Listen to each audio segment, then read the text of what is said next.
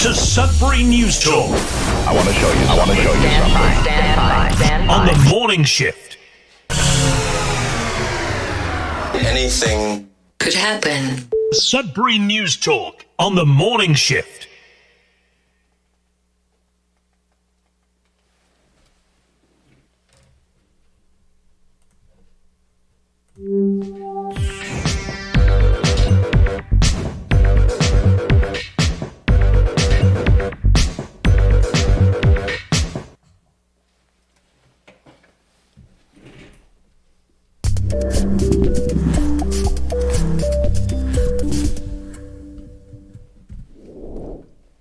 Well, good morning, everyone. Welcome to Sudbury News Talk on the morning shift. I'm AJ Walsh. I'm glad to be here with you, and I'm glad that you are here with us this morning. We're going to have a great show regardless of how everything is turning out today. Let's just do this over again. So good morning. It'll come up on the screen here large, and we'll go through this again.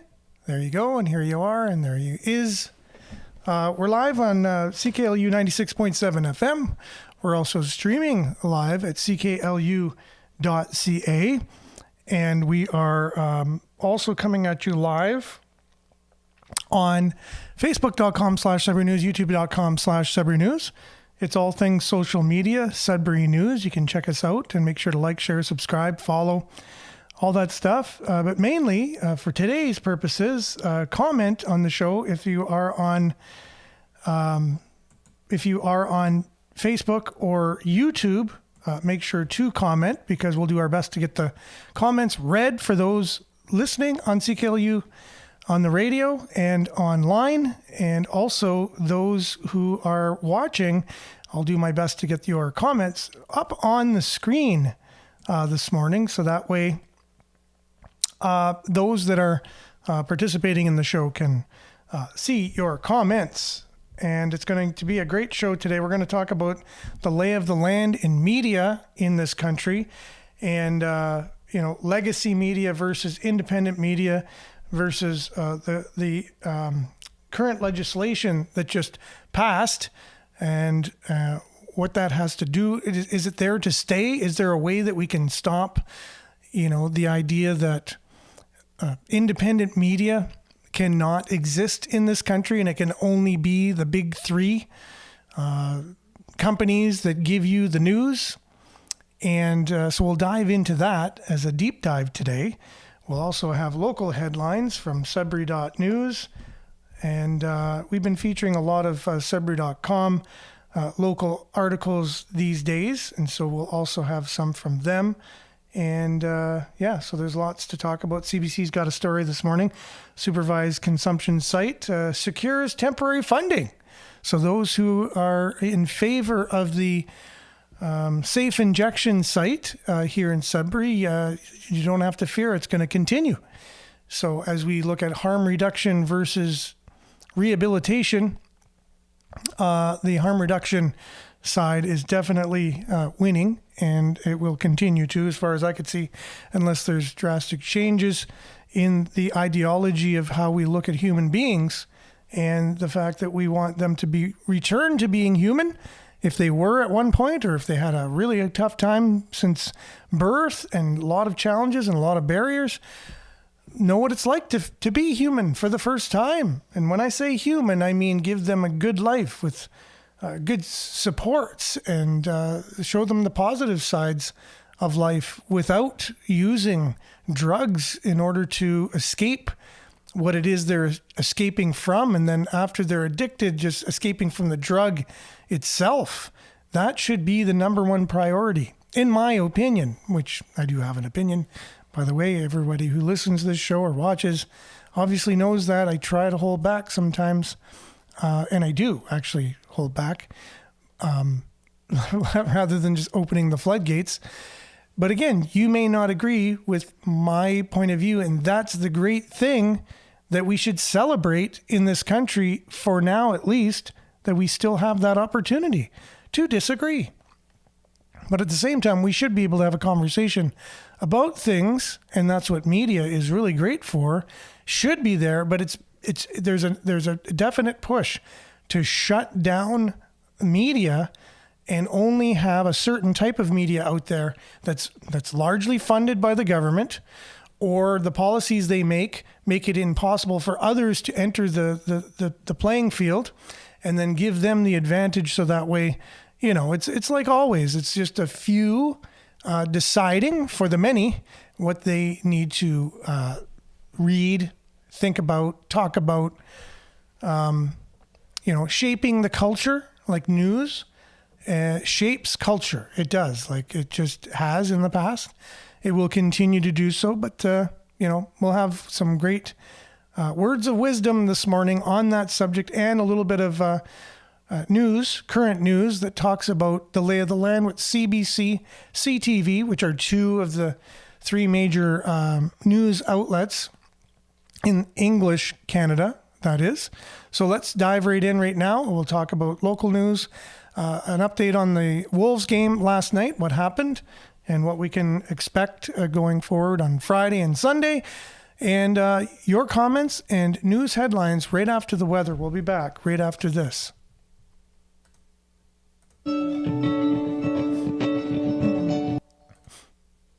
Yeah, we'll be back right after this.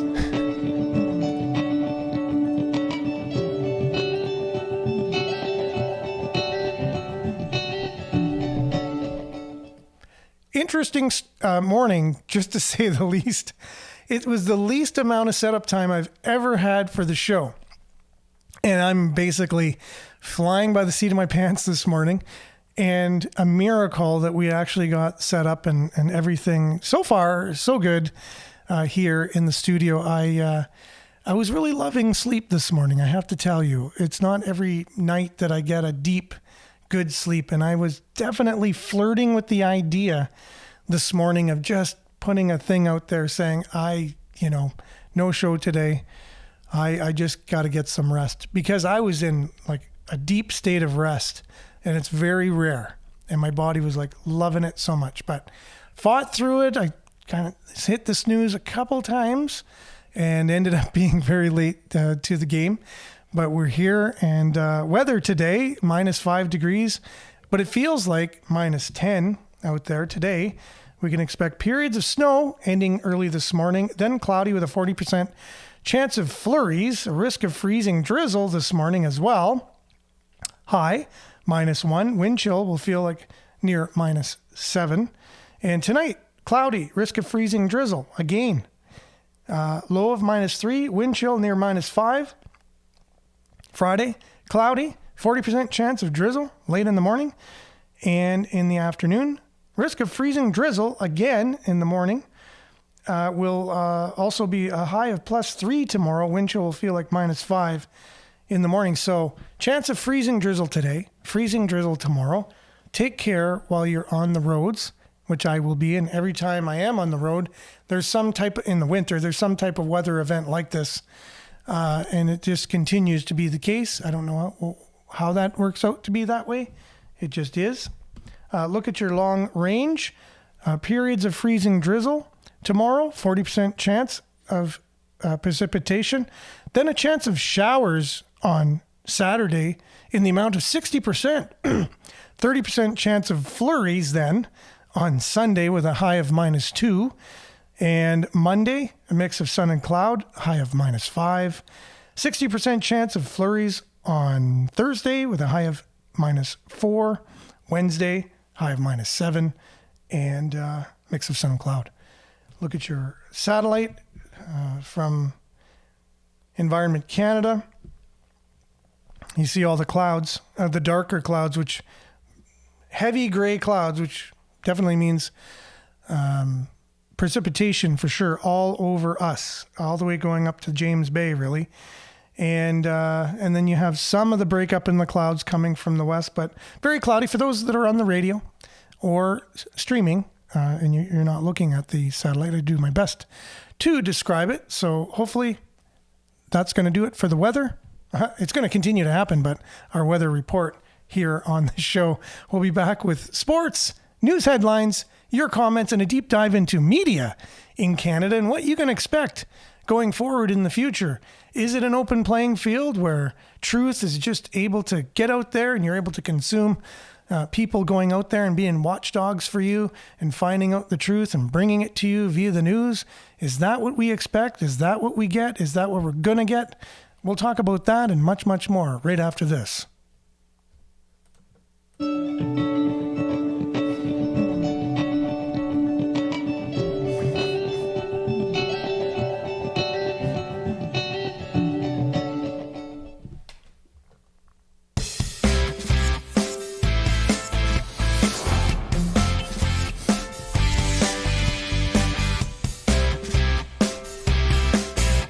All right, and the Sudbury Wolves were in action last night here in Sudbury against the Sioux Greyhounds.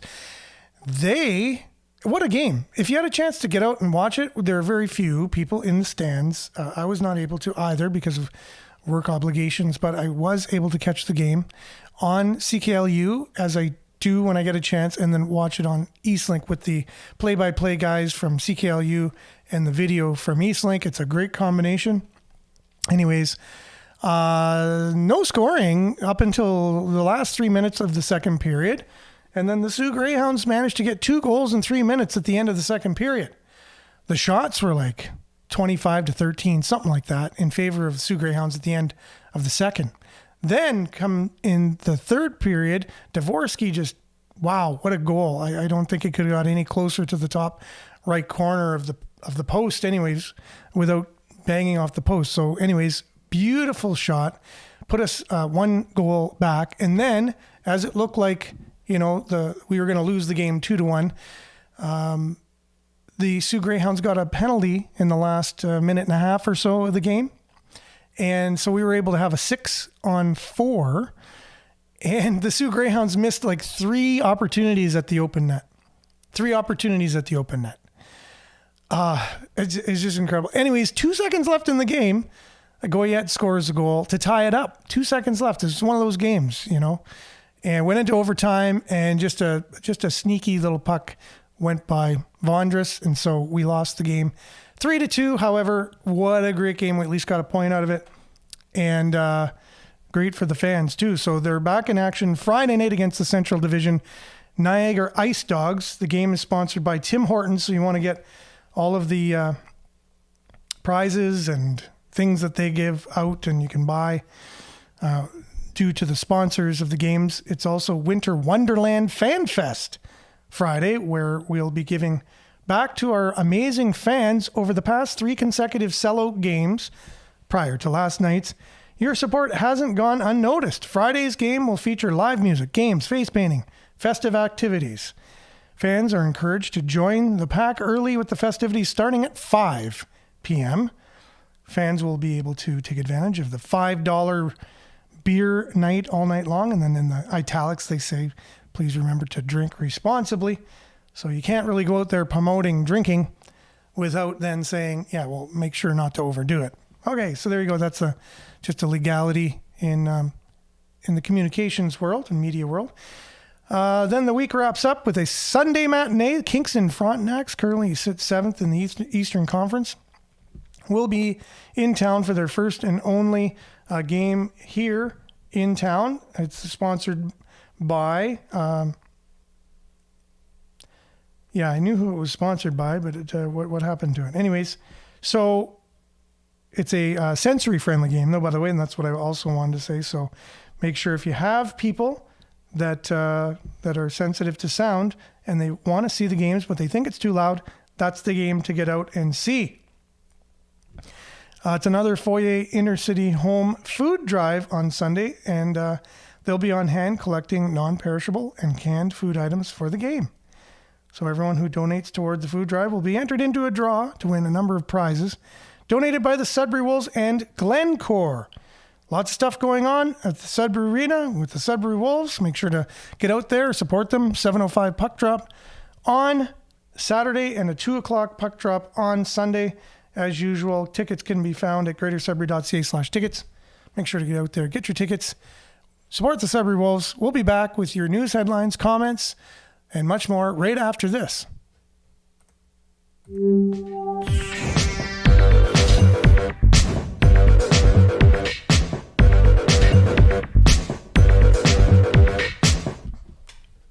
All right, and we are indeed back we're here.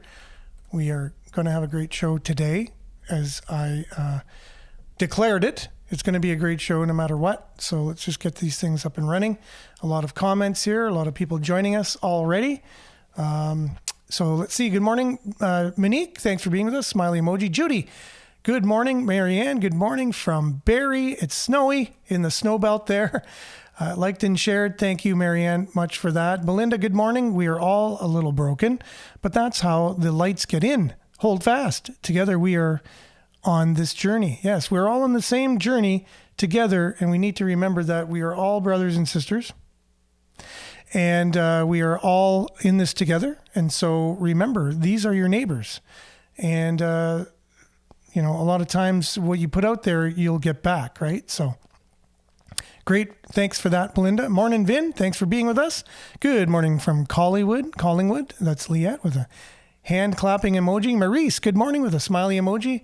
Marianne also says, if we thought the same way, how boring would it all be? And that is so true. Like I made comments about my take on the policy that Greater Sudbury had yesterday for the mandate and how it adversely affected people worse than what the very problem in the first place would have. But many people would have disagreed with that, and that's okay. And I think that's the way it should be. If you wanted to go down that route, you should have been able to. And if you didn't want to go down that route, you also equally shouldn't have been forced to or been able to do that. That's exactly where I come from. You should be able to do what you're, with whatever within your human rights to be able to do. It just is what it is. If the government can, this is Belinda, if the government can take away our rights whenever they feel like it, then we don't have rights, we have permission. That's true. So that's the difference between being in a free and open society, as let's say the Constitution of the United States very clearly sets it out that you are given your life from an entity not of this earth, that nobody then has the right to have any power over you because you're all created equal. Right? So that's what sets the tone for their particular ideology and their governance in that country, or at least that's the way it started off, and it's creeping in other kind of ideologies and things. But at the same time, whereas, let's say the Marxist Manifesto, Communist Manifesto, which was from Karl Marx, not even his real name, and his partner. But anyways, so they state basically in that the government is the ruling class, and they grant you permissions.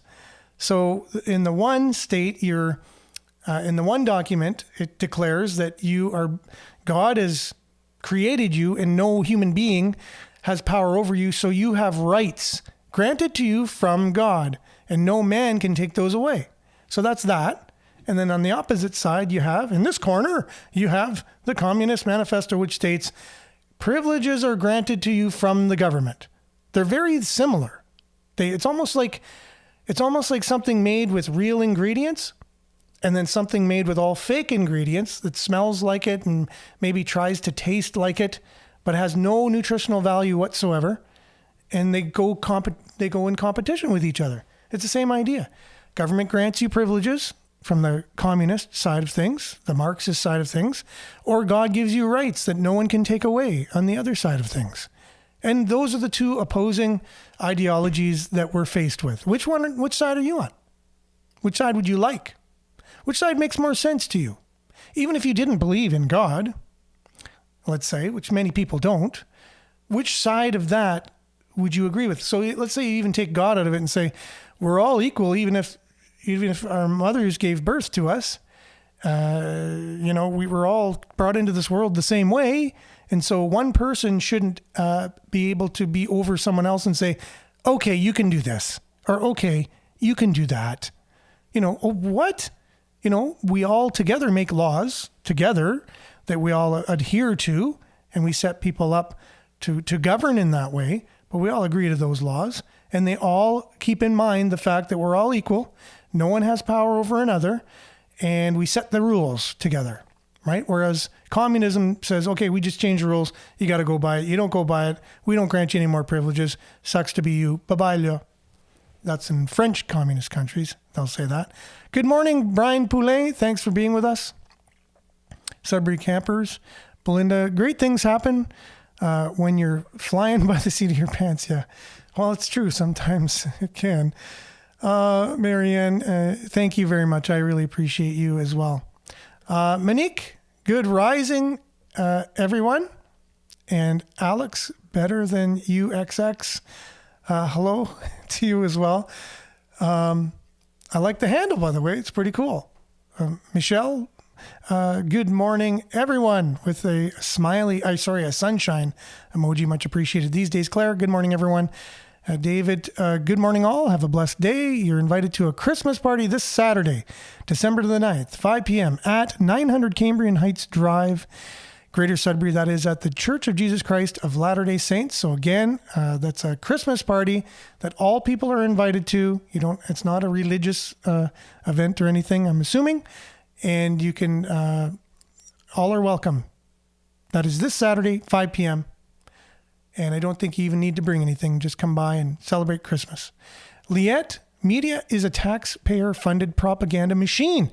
Mainstream media no longer is real, truthful news, but biased, opinionated political puppets spewing lies. Now, it's interesting you say that, Liette, because I get from people that don't, I guess, I don't know, people like that are you right now commenting, they'll accuse me of doing that very same thing. They'll say, oh, you're not real news. Oh, it's all your opinion.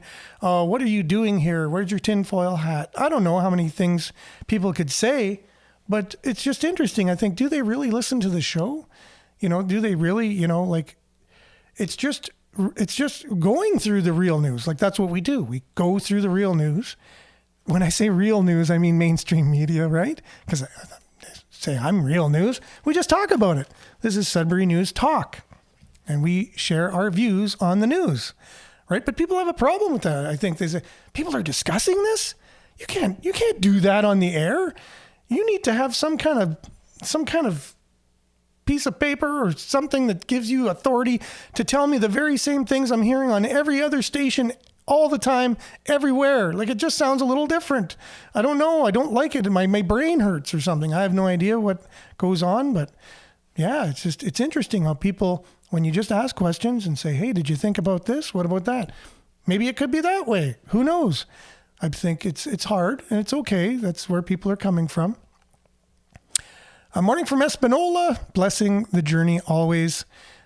Yes, my privé to public citizens means we are being parented by the overlords. Yes, overlords for sure. Actually been propaganda for quite some time, though. Through editors, it's just become more defined, prominent in recent years. Progression of bad policy. And now I think, too, in past times, we just had legacy media for the most part, right? We had papers, we had radio, we had TV, and they were the big players. And that's who we had media from. It's only been in recent years where we've had the ability and the technology that anyone could enter the market with the tools that we have today and the platforms to be able to say, is this really what's going on? Because I kind of went over here and saw this, and then the mainstream media is like, no, we're not going to mention that. We're not going to mention that or whatever, right? And at least you don't hear a lot of it in the mainstream media. So they must be doing that because they have access to the very same resources that any independent would. Good morning, Chris. Thanks for being with us. We really appreciate it. Vin, unless Trudeau seeks loopholes. Well, there's a lot of loopholes out there for the right people, isn't there? So we have a few comments coming in. Again, I just apologize. We're going to have to just keep moving on. Leandre, Canadians are leaving Canada, finding a new home elsewhere. Thanks to our government. That is true. There's a lot of reports. We're having a lot of brain drain from our country moving to the United States and other countries. Yes, there is a petition out there. We talked about that 2 shows ago to remove Trudeau from office. If anyone wanted to share the link, if anyone's interested in that, if you have the link, anybody, if you want to share that, the petition is going around. If it is something you want to do, if you're upset or you're very disgruntled with the Trudeau government and you do want them out, there is a petition. So if somebody does want to share that, that would be appreciated. For those that haven't been able to find it for some strange reason, all you have to do is Google it, I'm sure. But yeah. Alexa, that's funny. Thank you. Thanks for being with us this morning. And let's dive right into some local headlines here, and then we'll get into our deep dive, hopefully, if I can cue it up in the meantime, because I didn't have a chance to, because, again, of the late morning this morning. It is what it is. But I was, again, if I can at least start having sleeps like that, I might feel more and more human again. And speaking of feeling human, first story on Sudbury.news this morning comes from our CBC link or news story. Because on Sudbury.news, it's where we have all the local news where it's aggregated into one location, right, on Sudbury.news. So if you instead of going out and subscribing to each of those, which you very well can and should as well, each and every day you get their articles that they post on their websites comes right into Sudbury.news on our main page, and you can view the stories there. When you click on them, though, it's not like we're, another thing we were accused of at one point is stealing people's news. It's not our news, so we have no right to talk about it, I guess. Even though we're, not for profit, not even, we don't make any money at what we do. We're all volunteer. We're just having a conversation on social media and on the radio. It's a community conversation on a community radio station, all volunteer. And a plug, by the way, for CKLU. If you're a supporter of community radio, head over to cklu.ca. They have a way you can just hit the support button, support in any way you can. Also, you can buy, T-shirts, mugs, things like that to support community radio. Keep it alive so that way people like ourselves, yourself, can have your own show and speak from your own experience and enrich the community in ways that only community radio can. Right? So coming from Sudbury.news, from CBC, supervised consumption site in Sudbury secures temporary funding. The Valley Base Metals in Sudbury has donated $75,000 to keep the city's supervised consumption site, known as The Spot, open until the end of January. So it gives it another month of being open. Okay, well, thanks to Valley for that. Their community, for the community support there. And maybe we should talk to Valley about maybe the Valley Rehabilitation Center for people struggling from addictions.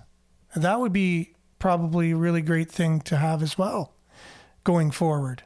Where there's people that have been through it, they're recovering themselves. They've been recovered for years, and now they've gone to school and they have the education to help people with addictions. And then we could streamline them in, and maybe this is part of it, safe consumption, before they then agree to have someone help them to not consume anymore and try to get off, and then integrate into society, and then turn around and maybe say, yeah, you know what? I learned so much about this. I want to be like this person who mentored me, and I'm going to go to school, and now I'm going to learn how to do this too. And it just perpetuates until eventually all those that have been suffering, that have been rehabilitated, help each other out of it. And it continues that way, right? Isn't that a great idea? I didn't come up with that myself. It's been out there already for years. It just makes sense. How many people do you see who've recovered from something like that don't want to help other people? They don't want to give back. They don't have it in their heart to say, I've been there, done that, Firefighters pull in $12,000 during Movember fundraisers. That's $12,159.06 from Greater Sudbury firefighters, ranked 7th among the fundraising firefighter organizations in Canada during Movember. I guess I'm always on Movember mode myself. Elgin Street Mission in Sudbury seeks record numbers of clients. So not only are we doing well with fundraising, giving back, but the need itself is rising. We've talked about that. Why the need is rising? Well, we try to give perspective to that. There's many reasons for it. There's many people in charge of things in our society that make, the laws that govern us and policies and things, and in terms of economics and socioeconomics and social and things like that. Like, they're making decisions for us. How's that working out? So the Elgin Street Mission says the needs of heavily barriered clients are rising. That means there's more people that are being struck with poverty. They got the poverty virus. And what's the solution to that? Let's see. I don't know. But every week since COVID-19 pandemic, the Elgin Street Mission in Sudbury has been serving increasing numbers of people each week. And what are the reasons for that? It's because COVID. It's because climate change, right? Easy. Those are the low-hanging fruit, people will say. Well, COVID, that's why. There's just a lot of people need food now. Oh, it's because climate change. Yeah, it's people are in poverty, so they need food banks. It's because climate change. It's not. That's actually what people are saying. You know that, right? That's the solution. That's the reason that we're getting. Okay, so I'm sorry to laugh. It's just there are people who believe that out there. It's true. It is a thing. And again, I apologize for my knee-jerk reaction for giggling a little bit to that. So let's see here. Ontario Hospital Services shuttered over 1,000 times this year. This was from an advocacy group. Says there have been more than 1,000 closures of hospital services in Ontario this year, totaling more than 31,000 hours of lost care. According to an advocacy group, it's because of those who are fired for not following the mandate. Thousands and thousands and thousands of nurses and healthcare practitioners had to leave or they would be fired, and that created a strain on the healthcare system. No, that's not in the article. Oh, I wonder why. I wonder if that could be true. But that wasn't in the article. I will now go back and read the actual article. This is coming from Sudbury.com. The Ontario Health Coalition, which advocates for public health care, tracked the closures of emergency departments, urgent care centers, and other facilities through news reports, which never mentioned what I just mentioned ever, not once. So they're tracking through news reports. So their conclusion is going to be equally as flawed through the flawed reporting of our news that never mentioned the strain on our healthcare system due to the fact that we made policies that led to a mass migration of healthcare workers leaving the field, either being fired or seeing the writing on the wall and saying, well, I'm going to be fired, so I have to leave, right? So they tracked it through news reports and public statements from hospitals.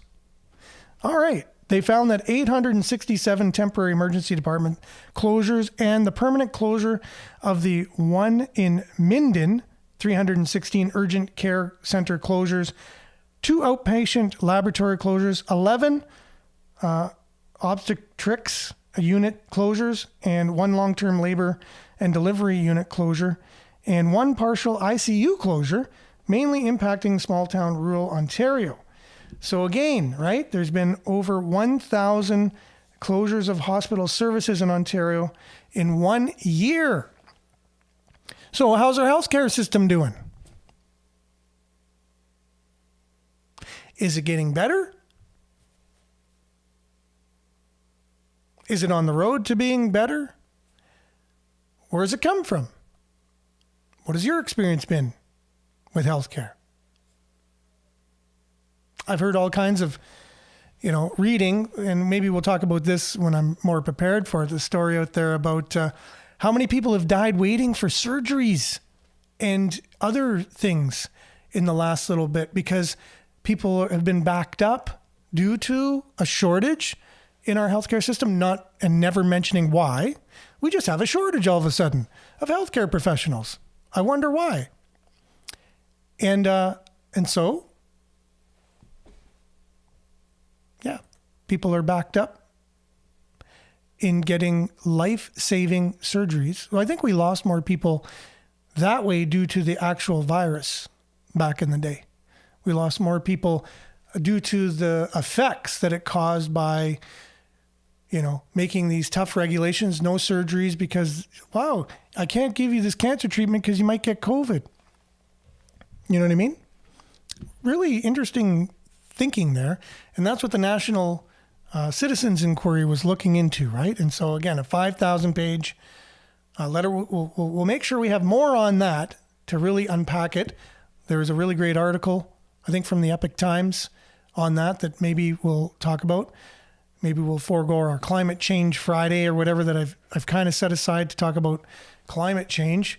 But we will maybe talk about that tomorrow because it seems to be in the news quite a bit. So maybe we'll do a deep dive into the National Citizens Inquiry report and some of the facts going on around that. So that way we can get as much informed as we can. But speaking of the opioid crisis, which we were talking about before, the safe injection site getting an injection of cash from Valet and Public Health Sudbury and Districts said Monday the much touted summit on toxic drugs slated for today and tomorrow will exclude the news media from this event.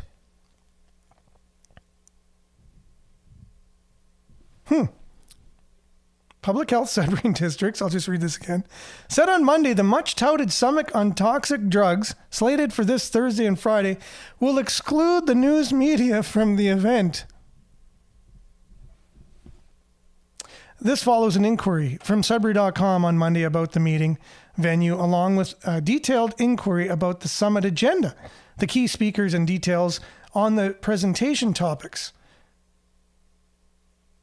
The PHSD Communications Office responded that the summit, which is organized by the Health Unit and City of Greater Sudbury, which is funded by ... How are they funded? Where do they get their money from? You.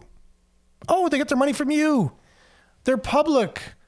That's right. The public health. Okay. All right. And the City of Greater Sudbury, who are they funded by? That's right. You. They're funded by you.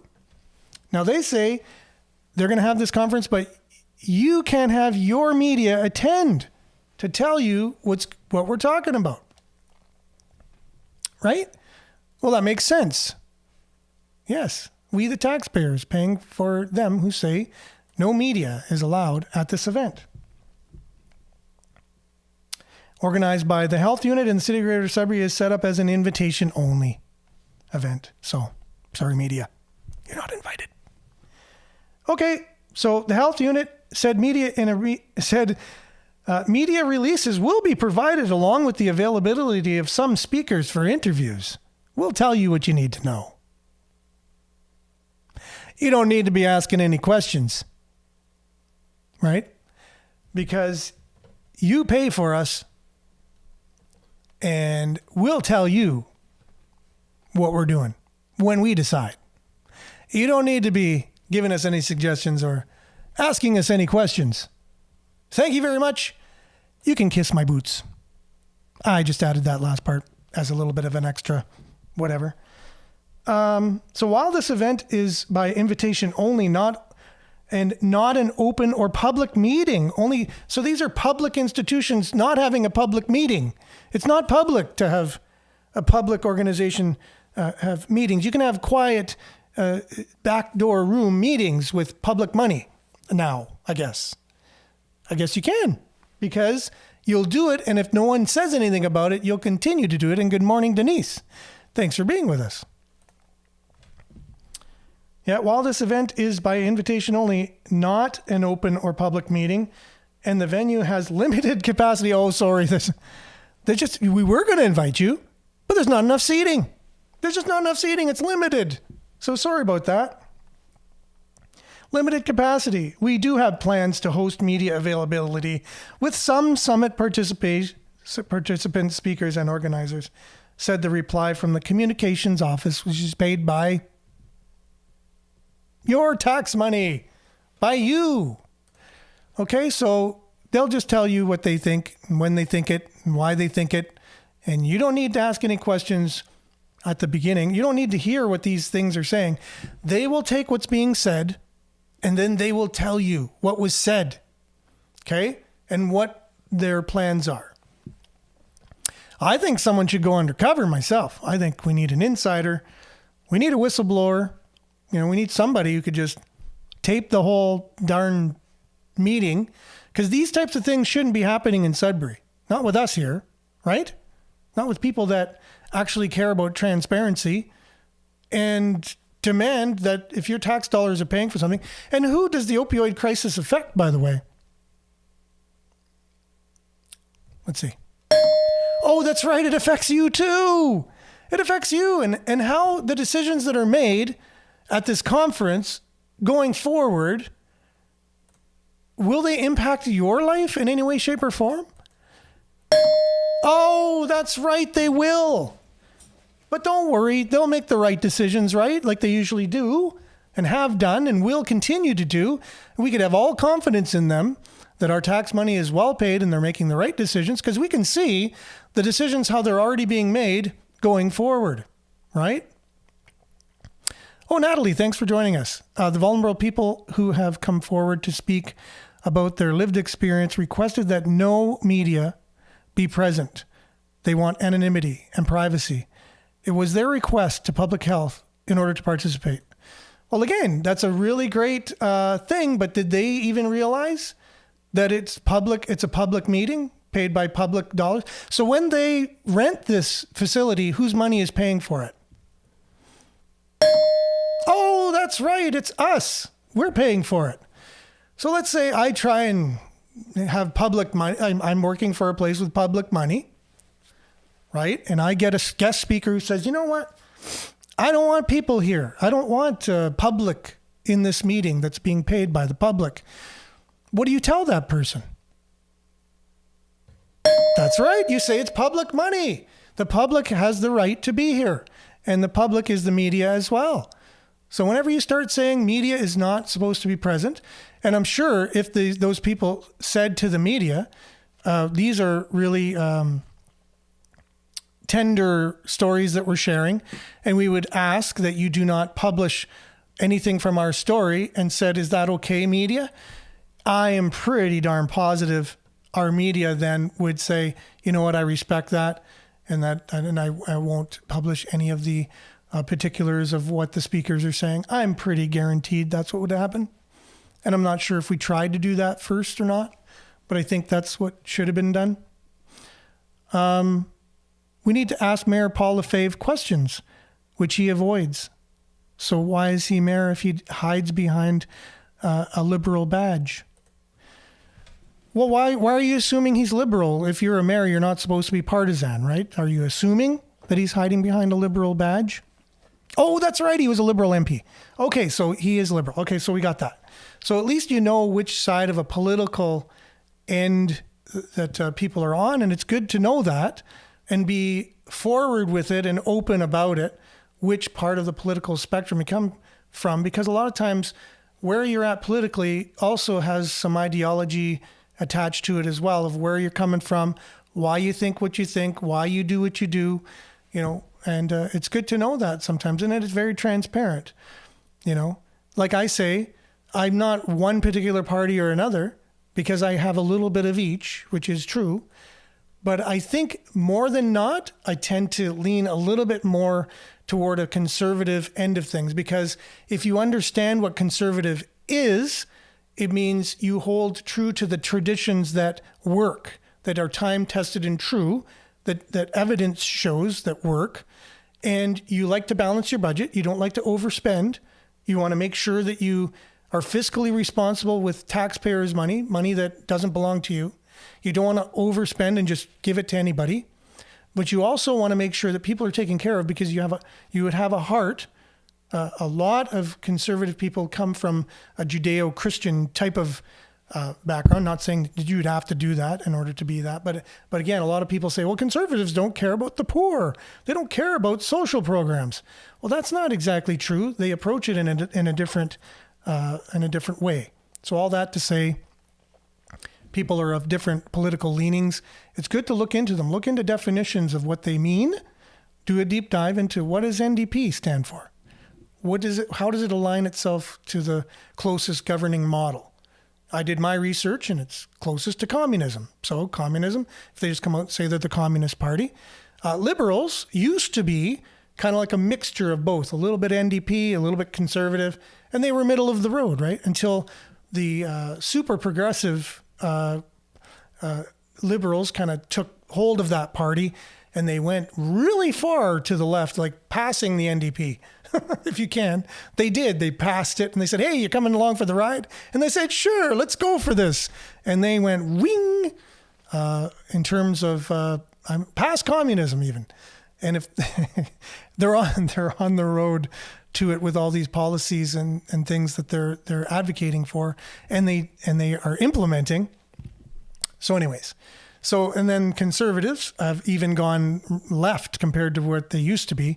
They're on the sliding scale of moving more towards the left because we are in a socialist country, right? And conservatives in this country have to abide by socialist type governing fundamentals. And so you can't really be all that out there and be so far right. It actually doesn't work in this country, really. They'll never get elected. I think that's the People's Party we're trying to do that, right? So anyways, just a little foray into politics there for everybody. But it is what it is. We're going to have this conference, which I think is super important. And we're going to go the route of harm reduction, I'm guessing. We're going to want to help people inject safe drugs as much as we can. And I'm sure those speakers they got are definitely not going to be saying we need more rehabilitation. I can guarantee you that. They're going to be handpicked, hand-selected to go along with. This is just me, right? And if you don't invite media and you're not open with things, this is what ends up happening, right?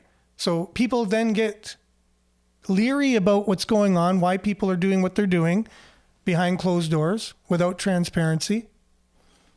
So it is what it is. So let's dive right into our deep dive of the day and why it's so dangerous to have open media, even like what we're talking about here today. A lot of people would deem this as dangerous. This show is dangerous. Can't have it because there's a question posed. There's a question. You know, just like we're talking about now. Nothing's cut and dry. Are we questioning our leaders and the decisions they're making? That's dangerous to do. You just wait for them to make their decisions. They'll tell you why they did it. And then the media they fund will tell you all the details from their press conferences and their news releases. And they'll even have the mainstream media interview them and they'll give them the questions to ask them so that they're ready with the answers. And that's the kind of media that this government wants you to have, right? So, and that was through Bill C-11, Bill C-18, the Online News Act. Much in the news to do with that in terms of CBC, CTV. So let's just get to an argument that the conservative leader, which was pretty much the only party standing up to this, was talking about. And listen, just, hey, do you agree with what he's saying? Do you not? Let's say he wasn't a political leader at all and he was just mentioning these things, and take off your political lens glasses and just listen to what he is saying about the lay of the land of media in this country. We'll be back right after this. Sense. There were a group of candle makers that talked of a grave threat to their industry. They said we are suffering from the ruinous competition of a rival who apparently works under conditions so far superior to our own for the production of light that he is flooding the domestic market with it at an incredibly low price. End quote, to quote Frederick Bastiat. And who was that competitor? Why, the sun! The sun was firing beams right through the windows of homes in French villages across the countryside. And this was providing daytime competition to the candle makers, who therefore did not have as much in profit as they would otherwise have absent this competition. So their solution was to ban windows, keep the light out. That way, they could sell more candles throughout the day, for use throughout the day, with less competition coming in from the outside world. And that is exactly what we're getting from the large broadcasting and entertainment corporations, the oligopoly that dominated the voice of Canadians for far too long, until the windows opened and we got the internet. See, what the internet did is it opened up competition. This is ironic, because we hear today that the news media is in trouble. They're hemorrhaging jobs and opportunities. They say that the cultural sector is suffering. And what is the cause of this suffering? Well, the cost of marketing, production, and distribution has plummeted. You heard that right. Because costs have gone down, the industry is suddenly suffering. Actually, it's not suffering. News media has never been more vibrant and more alive than it is today. It's just not the establishment oligopolistic media that dominates the voice around Parliament Hill. Those voices are suffering. They're losing audiences because Canadians actually have choice for a change. For the longest time, the oligopoly in this country, controlled by Bell, Rogers, Shaw, which is now Chorus, and a few other powerful corporate players, were able to use their might with the regulator to ensure their dominance across the airwaves and into the homes of Canadians. They were able to use the large moat, that is to say, the difficulty getting into the market that comes from the fact that you used to have to produce paper and ink in order to send your product to homes. And now all of those things have been knocked down. The windows have been opened. People can enter the marketplace with very few barriers. And so those powerful oligopolistic corporations are trying to reinstate the barriers. In other words, they're trying to block the windows to keep the light and the fresh air out so that they can dominate the candle making, or in their case, the news and culture making business. They don't want more Canadian culture. What they want is more control over Canadian culture. And here we have across the way, on the one side, it's the corporations want economic control over news and culture, and on this side, the government wants political control over news and culture. And so you have this alliance of big government and big business ganging up on the customer, forcing through this legislation the customer to consume content they would not otherwise be interested in. You see, right now, the big tech platforms are very simple. They're interested in making money. Let's be blunt about it. How do they do that? They feed people content that they want to see. That keeps them on the platform longer. And when this bill passes, those platforms will be interested in making money. And they will make just as much money, because nothing in this bill shuts down Netflix or YouTube or Facebook or anyone else. They will still be the dominant platforms. What will change is that instead of having algorithms that give people things they want to see, there will be algorithms that give people things the government wants them to see. And the government will operate through the CRTC, a large, woke government agency that will manipulate algorithms to promote so-called Canadian content. What is Canadian content? Well, they can't tell us. They suggest, for example, that Canadian content is a CBC article that is plagiarized in Washington about American politics. That would be an American-made story about American politics, but it would be Canadian content because it would be provided by the state broadcaster in Canada. But a single mother who produces a video about raising funds for her local kids' sports team, that would not be Canadian content, because it would not be on the approved list that will be established by the CRTC. So in other words, a local Canadian story by a Canadian about local Canadians will not be considered Canadian content, because she's not a news agency, she's not registered with any of these so-called cultural bodies, and therefore she will be pushed down the algorithm and given a smaller voice as more powerful corporate voices gain predominance. We know that this is public choice theory. Those with money turn that money into influence, and then they turn that influence into yet more money, which they then turn into more influence, and so on and so forth. You don't believe me? Look at the correlation in the amount that companies are spending on lobbying right now. Government spending's up 55% since this government took office. That is correlated with a nearly 100% increase in the number of paid lobbying interactions that have happened here in Ottawa, as recorded by the Lobbyist Registry. A company out of the United States did a similar study showing that the bigger the spending in Washington by the government there, the more corporations spend on lobbying the U.S. nation's capital. Nearly a perfect correlation between those two things. Why? Because if you have a bigger and more powerful government in the economy, then those seeking profit will invest in influencing that government in order to turn that influence into more money. And that is exactly what will happen here.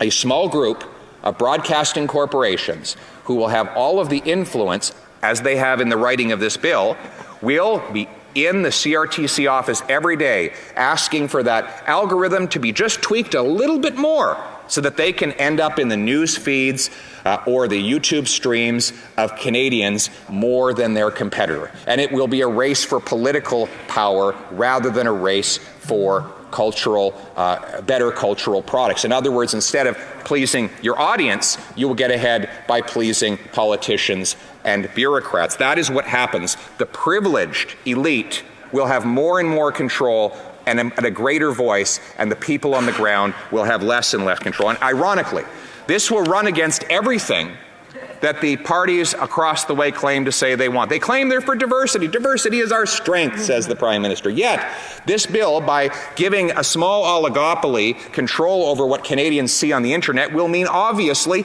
less diversity, because it will be only the programming that they favor. Do you think the ethnocultural publications are going to get the same deal from the CRTC that the CBC, that Bell Canada, that Rogers, and other telecommunications behemoths are going to get? Of course not. They don't have, the small Punjabi paper in Surrey does not have a lobbyist in Ottawa that can work on the CRTC. Do you think that's specialty cultural products, like, for example, you think of a Jewish community who likes klezmer, the wonderful Jewish jazz music, might not have a big enough audience to generate political power at the CRTC. But under the current situation, at least through the tap of their thumb, they can get the music that they want. That music will not be considered Canadian enough by the corporations who will generate the algorithm with the CRTC, and therefore those more diverse and unique voices will be shut out and deprived of online oxygen. So there will be less diversity. So again, right? It's definitely we're very kind of leery about trusting anybody in politics. However, I just thought that Poilievre did a bang up job of explaining what's going on with the Bill C-11, Bill C-18, the CRTC regulating everything going forward with who's going to be allowed to share news or be news or talk about news going forward, right? And the danger of doing that. And basically, this was a really great explanation, and begins with a story that was similar in France, where they wanted to outlaw windows. The candle makers wanted to outlaw windows because the sun was giving people light. It's the same idea, right? The internet is a game changer. It makes everybody have the opportunity to get out there and do their thing. And large news organizations could even thrive in this environment. If they actually were to rise and do real news, they would come out on top because they have the resources to do that. But people, at the end of the day, if they hear somebody talking about something that makes more sense, they're going to lean more towards them than they would if there's someone's handing them a story that doesn't resonate with them. It just doesn't. It's just something's fishy about it. Have you ever thought of that? Something seems fishy. Something's not right about this. Something doesn't. You take something out of the fridge, and you're about to eat it, and your nose goes, "Ooh, something isn't right about this thing I'm about to eat." Has that ever happened to you once in your life? Well, people get the same feeling from news, and it's exactly what it is. And so a lot of people, again, are skeptical about a change in government, and so it's right to be that. But the only way to do anything in our system right now is through that system. And the only way is to get as involved in your community as possible and be as informed as you can be to at least hold these people accountable, for one, Second, and if you can get involved yourself somehow, that's also another way to do it. If you are someone who cannot be compromised, that is a good thing to do. And now there's very few people out there who can't be compromised. But at the same time, we need to get our feet wet. We need to get in there. We need to do things. We need to be involved in our communities. We need to be the best citizens we can, because we are in control of not only our lives, but our little lives around us in our neighborhoods, in our communities, and it's only us that can make a difference. So thanks for being with us, everyone. We have some stories from CBC that there's a lot of layoffs going to be happening, as many as 900. So again, right? Hey, we need more money. Probably is what's coming. They need more than the billion and such money, and their executives are still taking bonuses and things like that at the CBC, publicly funded media. Their executives are taking bonuses when they're talking about laying people off. Anyways. So I didn't have time to go into that today, but we'll start off tomorrow with showing that, and we'll be back same time, same place, God willing. Tomorrow, have a great Thursday, everyone. We'll see you tomorrow. Stay tuned now for Earshot Daily on CKLU. Ciao.